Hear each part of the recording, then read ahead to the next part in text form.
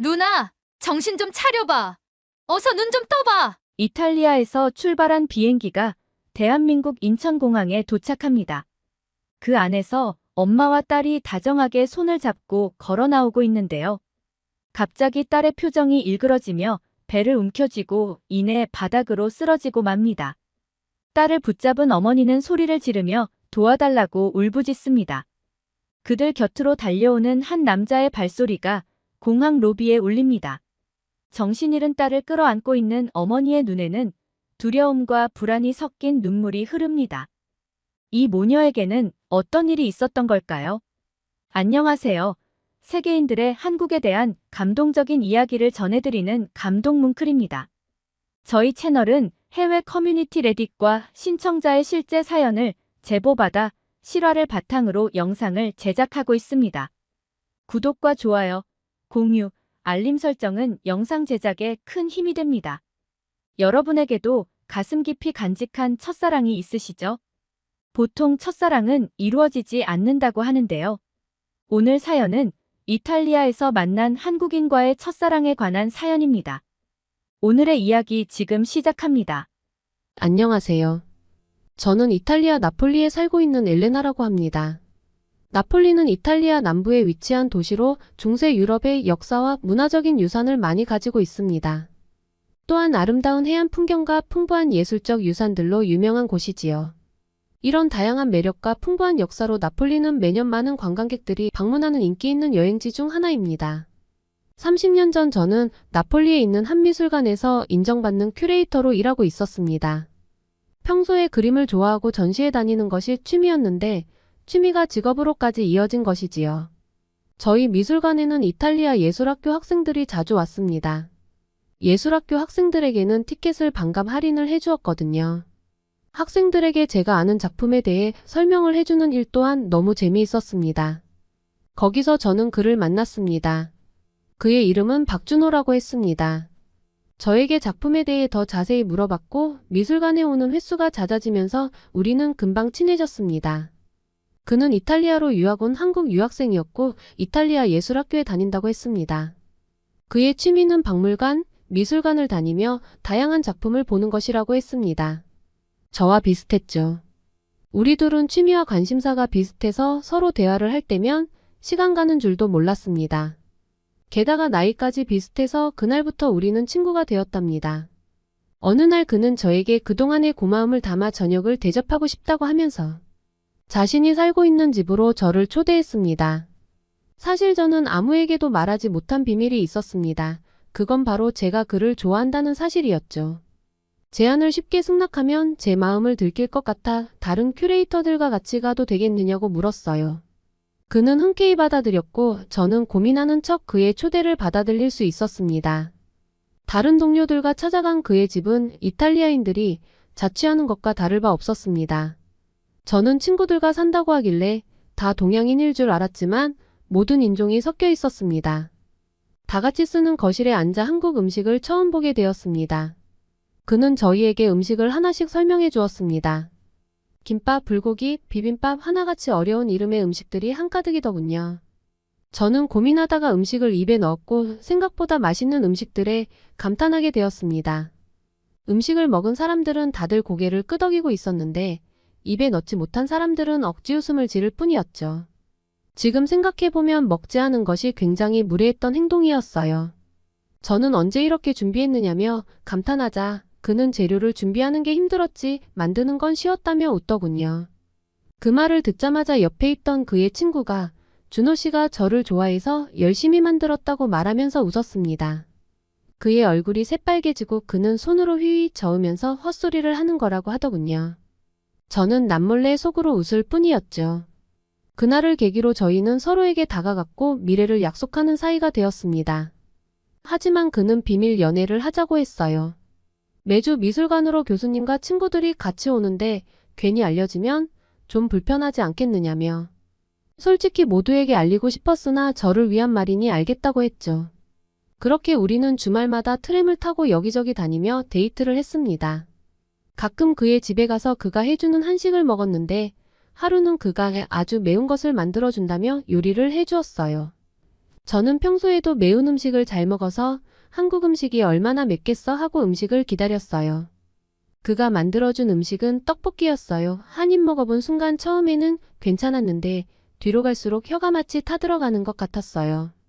분명 처음에는 괜찮았는데 뒷맛이 너무 맵더라고요. 그런데 시간이 지나고 나니 그 맛이 자꾸 생각나서 은근 중독성이 있었습니다. 한국 음식, 한국 문화 그렇게 저는 그와 데이트하며 한국에 대한 많은 새로운 것들을 알아가며 행복한 나날을 보내고 있었어요. 하지만 그 행복은 오래가지 못했죠. 그의 존재를 어머니께 들키고 말았습니다.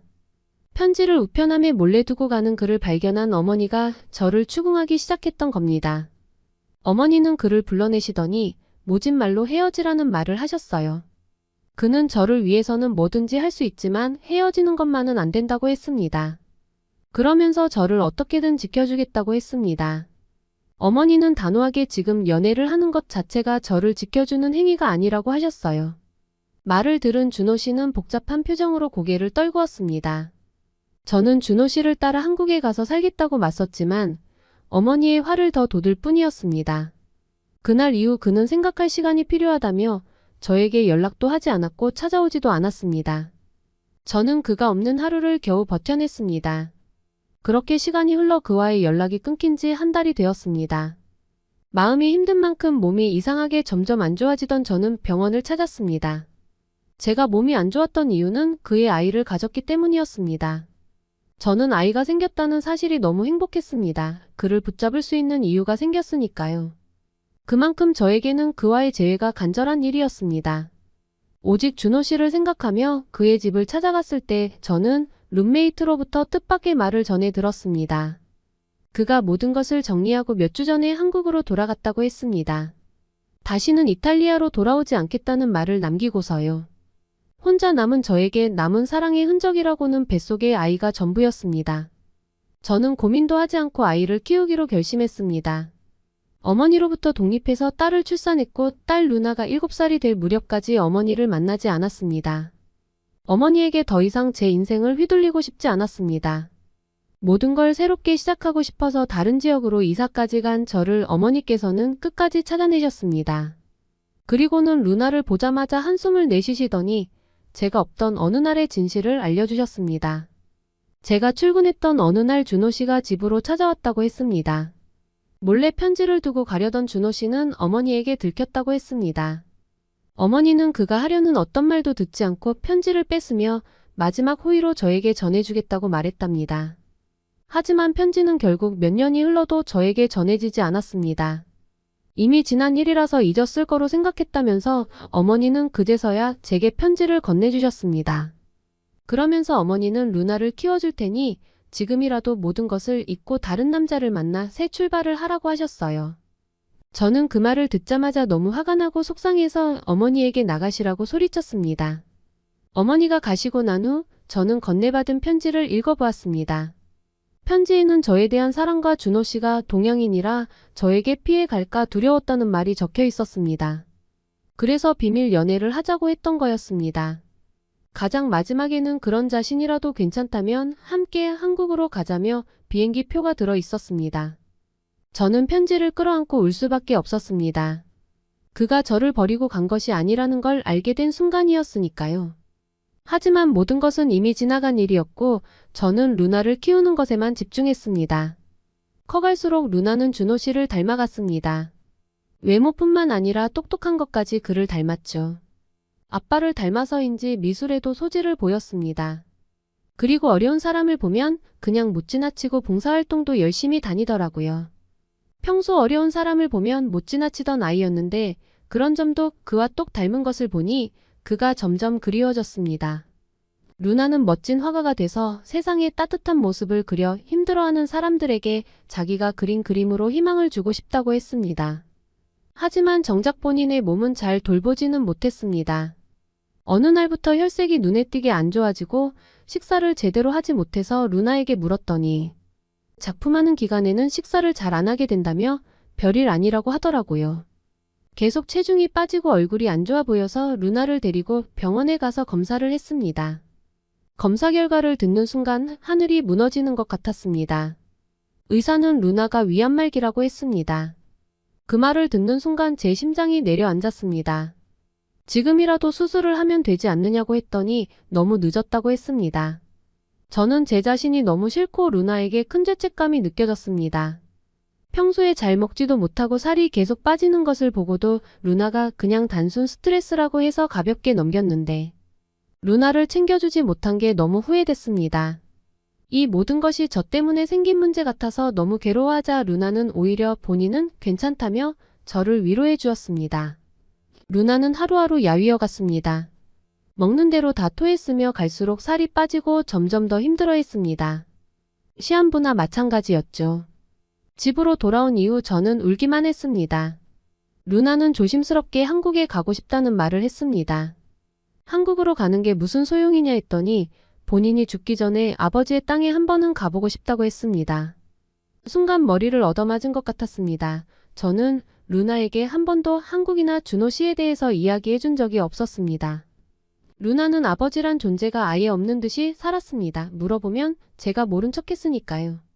루나가 사춘기 시절에 서재에 혼자 있는 것을 본 적이 있었는데 아마 그때 준호 씨와 저의 편지를 본 것 같다는 생각이 들었습니다. 그걸 보고도 이제껏 아무 말 하지 않은 듯 했습니다. 준호 씨에 대해 물어보면 제가 슬퍼할 게 뻔하니까요. 그 말을 꺼내기까지 얼마나 힘들었을까 생각하니 마음이 아팠습니다. 남들에게는 당연한 아빠를 루나에게는 이렇게 용기를 내야만 찾을 수 있는 존재라는 생각이 드니 너무 미안했습니다. 저는 루나와 함께 한국으로 가기로 결심했습니다. 저 또한 마지막으로 루나에게 좋은 선물을 해줄 길밖에 없다고 생각했거든요. 한국으로 가는 비행기 안에서 저는 루나의 궁금증을 풀어주었습니다. 루나와 이야기를 그렇게 많이 했던 것은 처음인 것 같네요.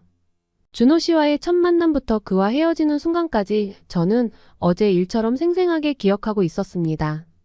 루나는 모든 것을 어린 시절 동화를 듣는 듯이 집중해서 듣더군요. 모든 것들이 꿈 같은 시간이었습니다.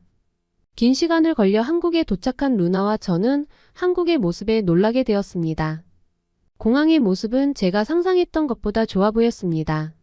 공항 로비에서 저희가 동시에 환호성을 지르던 순간 루나가 갑자기 바닥으로 쓰러졌습니다. 직접 눈으로 보자마자 저는 엄청난 공포감을 느꼈습니다.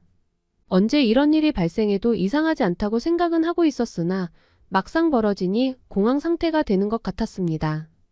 제가 떨리는 손으로 루나를 끌어안고 주위에 도움을 청하자 사람들이 모이기 시작했습니다.